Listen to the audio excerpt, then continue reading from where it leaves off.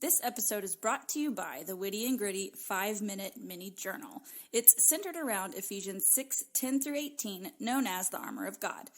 Once you download this freebie, over the next 7 days, take a few minutes each day and dive into what the Armor of God is and why it's important to Christians in their daily walk. You can find this at wittyandgritty.blog. We'll link it in the show notes. Welcome to the Witty and Gritty podcast, where we believe that lifelong learning and relentless determination are essential to developing your passions and reaching your goals. Here to help you along the way are the hosts of the show. Take it away, ladies. Hey y'all, I'm Brooke. And I'm Farron. As educators and high achievers, we're passionate about providing our listeners with effective strategies to help navigate life's obstacles and reach your goals sooner. Join us as we break down credible research that gives you a fresh perspective and challenges your limiting beliefs. Laugh and grow as we share personal anecdotes and interviews from people that have demonstrated what it takes to be successful. By implementing these practices, you will develop your unique skill set and learn how to better serve your community. Get your mind right. And enjoy this time designed just for you. Episode 149, and this is Morgan's interview, and it was jazzy, but I am still shocked from last week, and I'm trying to recover.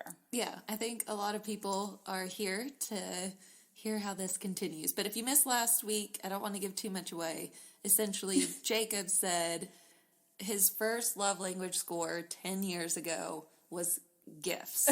And then in our most recent one, last week's episode, I interviewed him, and he got a 0 on it, and argued with me that there's no way in the entire universe he would have ever scored even adequately on gift giving, or yet alone it being his highest love language. So in about 15 minutes, you're going to hear how this comes back into play, so tune in. Yes, so in Morgan and Brooke, I'm not going to give anything away, but in their interview, Morgan brings up, again, that first Bible group that we were in when we did this study, and so he'll tell you what he remembers, and it's greatness. Yeah. As far as Morgan and his personality, it did take, I had to mention this. I did, maybe not the 3-year chip away kind of thing, because at first I was like, no, don't listen to any of our stuff. No. But then I guess when we decided we were even thinking about love languages, we were like, oh my gosh, we can give the people what they want. We can get our guys on. Our guys are both high achievers, and they want to do well, and they know this podcast means a lot to us. So I think that's where some of the nerves came, is wanting to show up well for us and not say anything that, whatever. We're very open and honest with you guys here, but they just wanted to make sure it was a contribution and that we wouldn't regret our decision. Our guys like the more reserved side. They don't want the world to know things, but here we are. Sharing. Telling the world. All right, well, tune in. Here it goes. We'll make this as quick and painless as possible. Don't look at my computer screen, Morgan. Welcome. You look thrilled to be here. I'm enthused. Yes, I can tell that by your facial expressions as well as your tone. For those of you playing along at home, I guess he is also struggling with the monotone, which is fine. I must be rubbing off on you. I don't have any inflection in my voice right now. Oh, you ended your sentence going up just then, so I guess so. Okay, people, y'all know I probably dragged Morgan here based off of him. And today we're talking about the 5 love languages. Morgan, you're going to answer from the perspective of either something betwixt our marriage, or advice you've given in the past, or, oh, hey, I just thought of a good idea. So, however you want to hit on that. Understood. But before we talk, do you want to give them a 2-minute synopsis of our love story? Because I like it better when you tell it. Of our love story? Well, or just met, married. Okay. We've been in love this whole time, right? Well, candidly, I have. I had to woo you for years. That you didn't even know. It was so subtle and nuanced that I just wore you down, honestly. Over time. Over time. Like the Grand Canyon and the river. So you withered me away over time, and then I fell madly in love with you. And then I got to be the Romy, and you're stuck. So you're welcome. Yep, in it for life. Legal contract. That's funny, because here's the first question. Can you pinpoint a time in your marriage when reality set in? How did this affect your relationship, for better or worse? luck? Oh, and it was going to take some work, not just like the reality. I guess out of the we honeymoon went from, phase. Yeah, out of dating newlyweds to, we're actually having to work out our marriage. Uh-huh. I mean, I think we're probably still in the honeymoon phase, but definitely just Look at us. dealing with custodial duties around the house of just what's a big deal and what's not a big deal. Mm-hmm. And me not realizing that they're not big deals, but I would make them big deals. Which I'm still going to do. I'll be candid. I'm just going to, but trying to understand that your motivation behind them is not one of malice. Uh-huh. Because for the longest, I thought it was just... You thought I was just doing it in spite of you? Or... Nah, I mean, the motivations are very hard are never in spite of me, but you can never understand another human being, but I definitely did not understand the human being I married. It just didn't make sense. Yeah. Yeah, that'll happen. It's just, so it was a reality that, I mean, didn't change my love for you or anything, but it definitely made me shake my head and heavy sigh. Yes, I will never forget. I guess you came home one day or something, and you looked around and you just said out loud, "Die to self," and you walked off. It makes me laugh to this day. So glad that I can. Which, I mean, that's what marriage is. A lot of times you have to die to yourself anyway, and serve one another in love, which I think we're both getting better at. It's only taken us like 11 years. You know, I give us plenty of opportunities to practice that. Thank you. Thank you for that practice. It's kind of like when you pray for patience, and God doesn't just give you patience. He puts you in situations where you get to develop that. I know. I really got to stop asking those big asks. It's me. I've been praying for patience for you. What's really funny is that today's March prayer thing, it is patience. Oh. So you're welcome. Congratulations. Moving on. Okay, so words of affirmation is one of the love languages. It's the first one we talked about in the mini-series. So looking at, because we both took the quiz 10 years ago, but then recently we both took it again. Thanks for doing that. But I know that, yes, I tricked you into it. Oh. You didn't know I did it, but I was, okay. See, you can do it, people. Just get the book and randomly ask questions along the way. But we both talked about this. If it ever came down to like an acts of service versus anything else, that would be the one. But since we didn't play that way, you had to choose. But you ended up with 4 out of 30 points for words of affirmation, and I got 5. So we're surprisingly close, which is somewhat shocking. Yeah. So here the question is, what would you most like to hear your spouse say? So you just personally talk about how you're not really a words of affirmation guy, but it just depends on who is saying what and in the context. Like you'd want to hear something very specific from your boss or from someone you care deeply about. Yes. Or I don't know if I'm off on that. No. The number of people whose opinion and words can affect my day is very small. Right, which I think is also smart. You're not just letting anyone troll you and it hurts your soul. Like, no, I don't know this person, or they don't know all of the situation. So I'm glad you said that. I mean, for sure, and I don't like to allow myself to be subjected to the whims of another person, particularly one that I don't place a lot of faith and trust in. Right. The only problem with that is sometimes you don't listen to as many people as you should. So I've had to learn that that's not exactly always the greatest thing of, I don't respect you, so I'm not going to listen to your words. Whenever they're just trying to be nice. And that's probably a little harsh as far as, I don't respect you, but, I mean, you have to have been in the trenches with me, so to speak, for me to really hear what do you you. Call it the trust tree? Yeah, my trust tree. It sways, but yeah, you can. Okay, so turning it towards me and you, I guess either what is something I've said to you that's encouraging that you want to hear more of, or it would be cool if, because I know me speaking into your work life, that doesn't really, we're from 2 different professional backgrounds, so that doesn't necessarily make sense. I'm like, hey, coach them up this way. It's more so I find encouragement when we're having a running dialogue about something that I'm interested or passionate about, that you will at least walk through that with me, or, Yeah. hey, thank you I see that you're trying. Acknowledging some of the own improvement on things that we are struggling with, like, or like that you've made requests of change or improvement on things. Oh, okay. And I don't, yes, I mean, specific, like, I don't need encouragement on, hey, thank you for putting but something that, if a pattern or behavior or something that you don't like, and that we're all only going to go so far, and it's just, I'm not ever going to meet an entire expectation that you have, but if I'm moving in the right direction, I enjoy that encouragement of, I'm noticing. hey, I notice a change or an improvement, or thank you, because I'm intentional and thoughtful about it. If we've had enough of a conversation, right?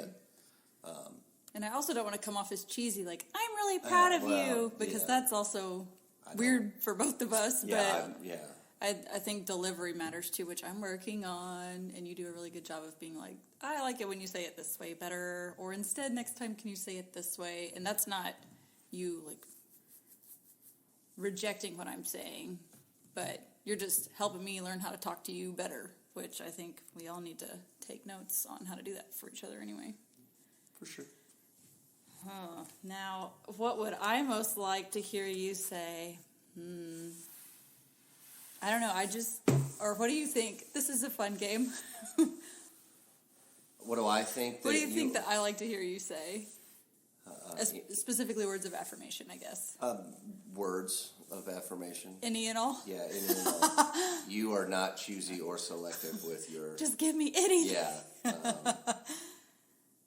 That's funny. So I'm not for sure if I believe on a 5 scale. I mean, I'll trust the book and its background. Well, it's because all the other points went to fair, but you're no wilting flower when it comes to desire to receive praise. It's true. It's true. It's third place on my list. So any and all. So note to the husbands, I guess, just like see what sticks. Yeah. Try to notice patterns and see what sticks. Mm-hmm. Any advice to the guys out there if they do have a wife who is definitely words of affirmation, or like, hey, at least avoid this? Don't be flippant in your praise as far as just knowing that that's what she wants to hear. Yeah. Be genuine in your praise.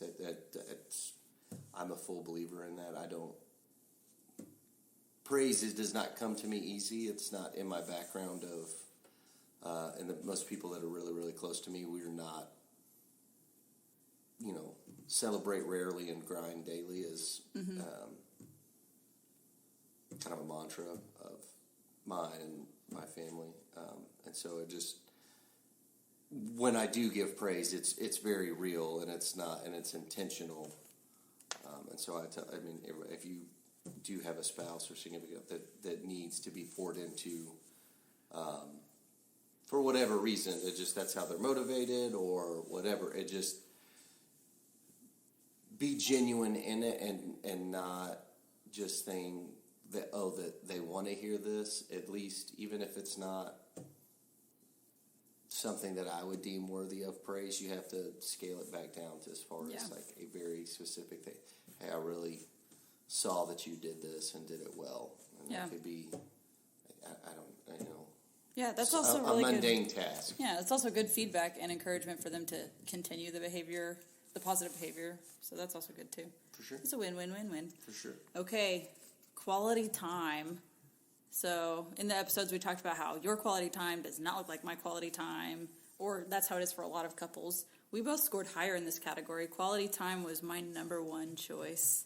And you had, and I got 10 points, and you got 8 points in quality time, which was very surprising. But the question for this is, what in your marriage detracts from spending quality time? Everyone says they're so busy. So it's not being intentional with your time and planning to spend time together, which, we've been guilty of, and get in the rat race of life. And so it just not making time for ourselves intentionally together, and not even in the car rides that we have together, and not just turning a song on or letting the kids, just control the entire conversation during the car ride, but actually just having a conversation to ourselves. Yeah. I like how you mentioned it doesn't have to look like going on an actual date. Quality time can look a lot different. What would you say to couples who are either like they're in the newborn phase and they can barely keep their eyes open? What advice would you give them as far as how could quality time look, or what worked for us or for other people you know? Don't waste any opportune time or moment that the child is asleep. And that's not for you to sleep. I don't mean it that way. Just don't veg in front of a TV just because you're so stressed or anything like that. Just turn everything off and just have a conversation about whatever. Not just how was your day, but just a true conversation. Pick a topic, anything. Yeah. Okay, what about the people, would you say that advice kind of stands for like if you're grinding at work or if you're going through whatever life phase, just focus on being intentional? Intentionality is everything, and you've gone from dating to married and no kids, now with kids, very, very busy season in life as far as a career, or kids have games every night or practices or whatever, that your quality time is not, we sit together every night, and you have to adjust the allotment or time dedicated that you have for very intentional time, and just making it a priority that you are, hey, every Friday night we're going to say, or Sunday or Saturday, that it's not, you can't, I don't like it, and I get very fearful when people say that, well, we haven't talked this week or spent time, like that. Just, it's hard to use the metric of we didn't spend every time or quality time today. That's kind of hard on yourself to set that bar and threshold of an everyday into the rat race of life. But it's being able to press pause and say, what's on the calendar this week? Oh, okay, like we're going to take Thursday night, and that's going to be family night, and then you and I can just sit around the table and have a conversation. Yeah. Because it is hard that, if you have multiple kids or activities and involvement, you may go a day or two that you didn't eat dinner together as a family, right. Or it's just not being disappointed. And I mean, you could be disappointed, but know that if you're still putting it back as a priority that, hey, I know we didn't get to do this Monday, Tuesday, Wednesday, we're going to eat dinner together as a family Thursday night. Nobody's, going to have their phone out. We can't watch TV while that's going on, or we're going somewhere. Yeah.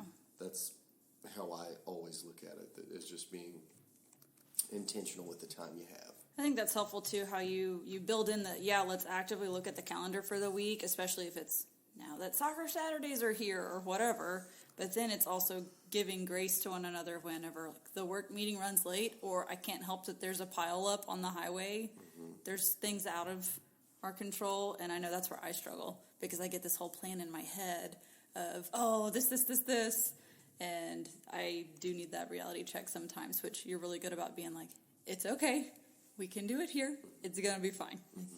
I know you're right. But I'll get there. I'm growing. Look at this growth. Look at this growth I have. Okay, the next section is receiving gifts, and I'm happy to say we both scored lower on this one. I had 3 points and you had 1 point, which this is Farron. Is it an obligatory point? You have I think get this at was, least one? No, because Farron got 0 on this one. And Jacob, this is Jacob's love language. I know. Oh, that's what I was going to say. Like, you knew it was Jacob's love language before Farron and I knew that. And you've known him the least amount of time out of the 3 of us. I'm intentional with my questions. Oh, see? Okay, so reflect on ways to give gifts even if finances are tight. That's the question. Or, so I know we both scored lower in this section. It's not because I mean, I think we just have higher priorities of other love languages. It's not that we're rolling in the cash or whatever, but... No, Americans view gifts, or, I mean, the Western civilization views gifts as something of intrinsic value.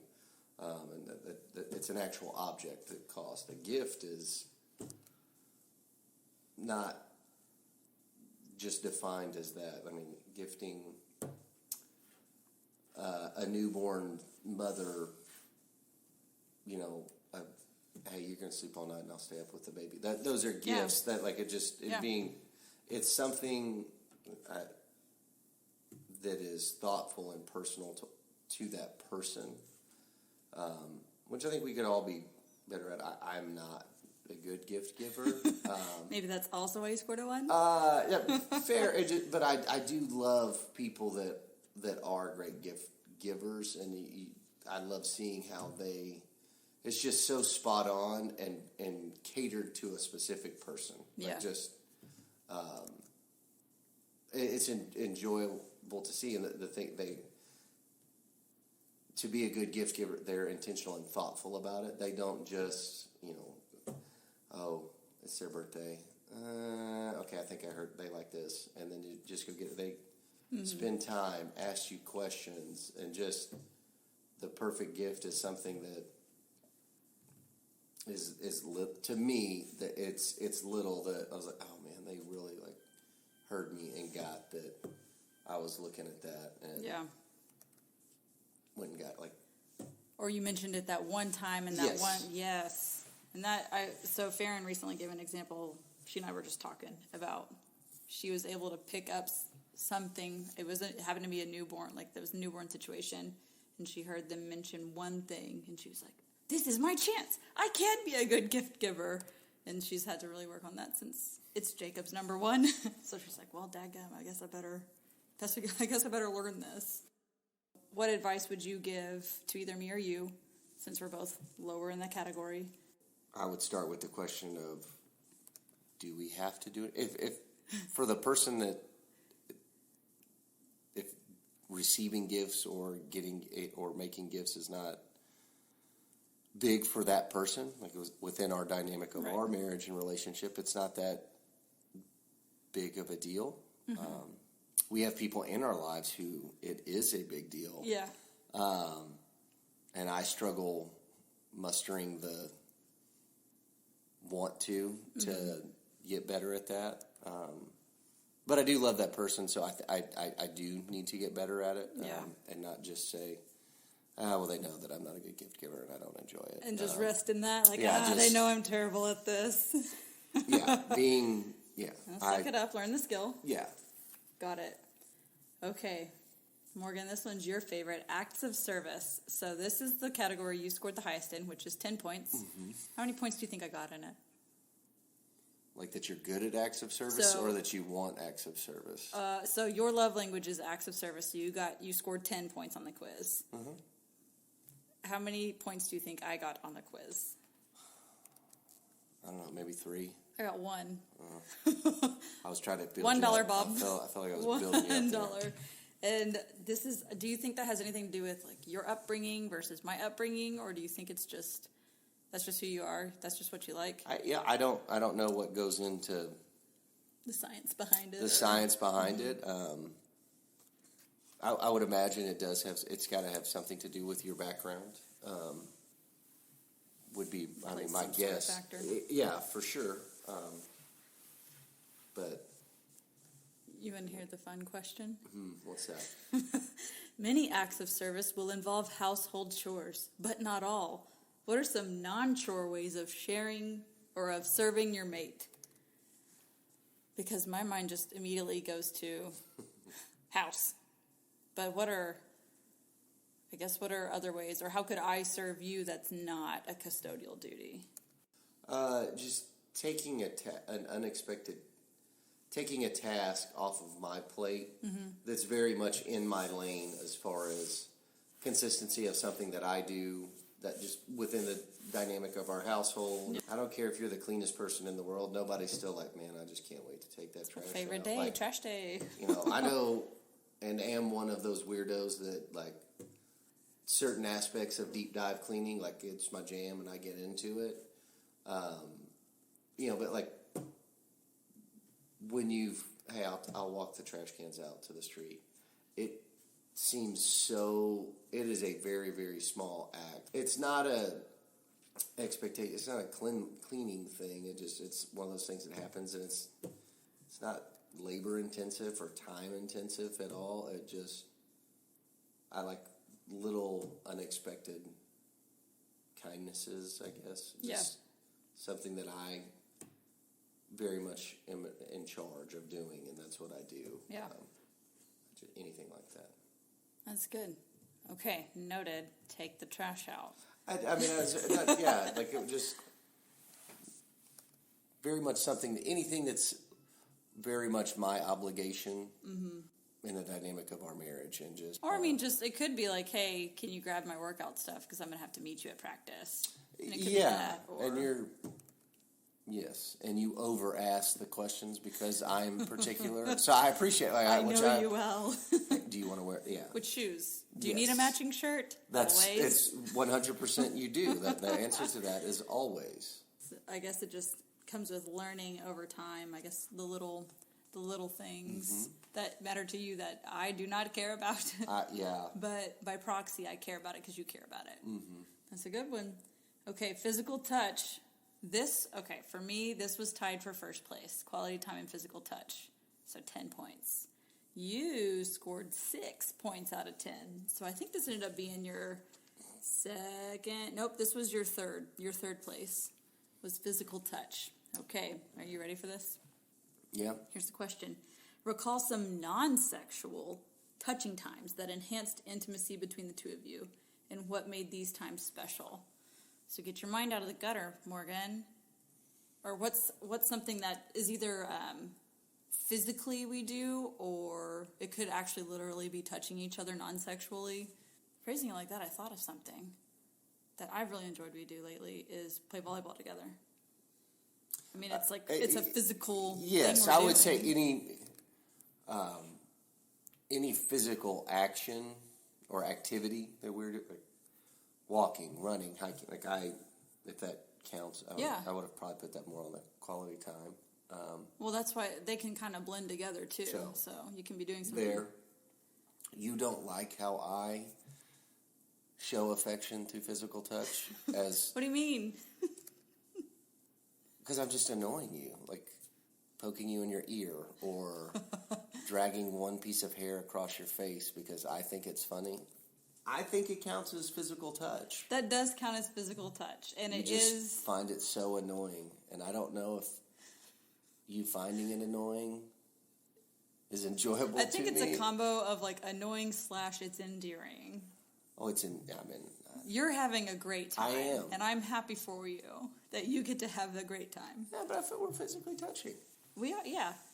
So I would say, like our flirt style is just being goofy. Yeah. But we're also athletic creatures too, so that's why I have enjoyed working out with you, however that looks, whether that's lifting or running or whatever it is. That's been good. I have liked that. Yay, us. Okay, we agree on that one. Wonderful. Okay, now I have one more question for you. This would be advice for couples, or it could be us. What does your spouse do to make you feel more significant? So that could look like respect, honor, love, whatever. In what ways do you make me feel more significant? Sure, we can start there. I mean, you make me, because you key in on, or the times in which I am made most significant is when you 100% hit the target of who I am and how I want to be loved, which is like honor and respected in public, and which, I mean, man, like, not because I'm just, an egomaniac, but just like an intention, a heartfelt honor of us, even when it could have been a struggle for you or out of joy, but you 100% that, and then also just hit the mark on like an acts of service. That's when I feel the most significant, is when you loved me how I wanted to be loved. Nobody lives up to the perfect image of how you have them in your head in regards to, well, yeah, they should understand that I'm loving them like this because... Why aren't you a mind reader? That's, so really trying to dive into and lean definitely into how they want to be loved or how they wanted to be spoken to and coached. Two different kids can make the same mistake, but you got to correct them two different ways because, they're not going to hear correction from a stern, demanding way. And you got to, hey, you should have, do you think you could have done this? And so I just, 100%, it's figuring out your spouse's and how they want to be built up. It also sounds a lot like conflict resolution, too, like how they... Whenever moving forward, or instead, let's do it. It's not necessarily conflict resolution, but learning how to love each other well. But that also comes with trial and error, and that means honest feedback. And you have to take the feedback and soak it in. And again, it's not about like I'm just trying to serve you. It's more of like I need to love you well because that's what we're supposed to do with everybody. And loving somebody well isn't all just building them up. It comes with correction. And I say that just as far as, like, it's having those hard conversations or, hey, like, in this moment, like, I think we could have done better or you could have, just anything. It's not just, loving somebody well doesn't mean just that you're a doormat in there to be a servant to cater to their whim. It's pouring into them so that they're the best version of themselves and most like Christ that they can be. And so Christ gave instruction, he gave correction, but doing it in a place of love and being able to say it before starting. Like, hey, I want you to hear this, and maybe we got to talk about this. At the end result, we both need to remember that we're in love with each other and we're committed. That was huge for us when we started having fights or conflict, just conflict in general, that we're very confrontational and conflict-driven people, but just in the early onset of our marriage, there wasn't really anything that we had conflict over, because, everything's so new. Well, we were so new, we were young, we didn't have children, we didn't have a significant amount of stressors. Yeah. So then when we a few years into our marriage when we were like, kids and stuff, just learning how to have healthy conflict. Mm-hmm. That's good. If you had to give, so this is like the last wrap-up question. Anything that I didn't tee you up for that you think needs to be said as far as like loving each other well or advice you want to give? Because this is like, you're the guy perspective right now. They hear us talk all the time about what we think, but as the guy or the husband in the role, is there anything that we didn't touch on that you feel like needs to be said? Or if somehow their wives convinced the husbands to listen to this episode right now, is there anything that you want to add? That to lead well in how you love, and that I can have a tendency to get lazy in that aspect, and I allow you to love our children more overtly than I would, or even allow you to be the more affectionate person and in instances of that. Just that I see men have a tendency or habit of becoming lazy in that. I would encourage men to try. It's most specifically with you. Obviously within your wife and spouse, but just being praiseworthy and showing affection is not. It's not spoken of in great light in Western and American culture, but it's actually 100% positive in biblical culture and leading in love, being fierce in that. Well, this has been a really jazzy interview. It only took 3 years to get you on the show. I'm really glad that if you just chip away enough over time. To be fair, you asked me for the first time today. Today, you're crazy. You're crazy. I knew I had to tee you up over the course of 3 years. Kind of like how you played the long game with winning my heart over. Yeah. Look at that. All right, well, y'all tune in next week to hear our next guest. Thanks, Morgan. He did so good. I know, proud wife moment. I'm kind of wondering if they're like, can we be on again? Okay, so remember when we first thought about doing this, and we were like, what if it was the four of us together? And then you're like, I don't know. Well, that's because I knew Jacob would use that as the opportunity to maybe just not say so much. Not talk. Like, You know? perfect. What if we just give them the microphone and then just see what they talk about for 30 minutes? That would be the after hours. No, I'm just kidding. Or, that's what I had to tell Morgan, too. I was like, Morgan, this is a clean podcast. Make sure you don't. Oh, the physical No cussing. touch on ours, there was definitely, like, he would raise his eyebrows. Because he knows no one can see it, but he knows that, like, kills me that I know he's thinking things. Yep. I loved the part about y'all's, approach to flirting and unique flirt style. Yeah, I mean, we are a couple of weirdos who, what does Dr. Seuss say? He's like, you got to find your other weirdo and fall in weird together or something. I don't know. Well, maybe that's where this came from, but my mom had a pillow or saw a saying on a pillow that said something about marriage is all about finding your favorite weirdo. Yeah. And so, accurate. There you go. Yes. Okay, guys. Well, that was interesting, to say the least, from our husbands. But we are very excited about next week's episode. Yes, next week we have Janet Watson on the show. You know that in every interview series, we like to tie it back to your walk with Christ and growing as a Christian. And wow, the wisdom she has to share and the application pieces. I know our audience is just going to love it. Yeah, and she recently spoke at Sea Life's Known, which is a night of worship. So that was really awesome. So it's cool to kind of piggyback off that momentum and hear what she has to say. Absolutely. All right, guys, we'll see you next week. We help hardworking Christian women get the growth they want by giving them the tools they need in order to have more joyful lives.